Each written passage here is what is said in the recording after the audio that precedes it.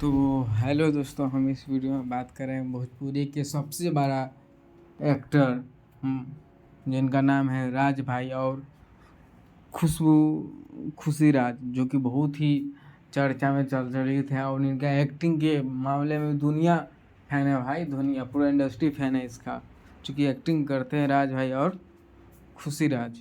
दोस्तों, यह गाना का नाम है रस भरी और यह बहुत ही बड़ा गाना होने जा रहा है। और इसमें सिंगर गाई है शुभम मिश्रा जी और शिल्पी राज जी गाई है और डायरेक्ट किए हैं अपने से राज भाई जी किए हैं, म्यूजिक दिए हैं सतेंद्र जी। और यह इस यूट्यूब चैनल राज भाई के ही यूट्यूब चैनल से यह गाना रिलीज किया जाएगा, जो कि गाना का नाम है रस भरे। और इसमें बहुत ही अच्छा लुक लग रहा है दोस्तों। यह गाना बहुत ही बड़ा होने जा रहा है, तो इस गाना का नाम है रस भरे। और इसमें सिंगर गाए हैं शुभम मिश्रा जी और फीमेल सिंगर है शिल्पी राज जी। और इसमें वीडियो डायरेक्ट किए हैं राज भाई जी और म्यूजिक दिए सतेंद्र जी। और यह बहुत बड़ा गाना होने जा रहा है राज भाई के ऑफिशियल चैनल से।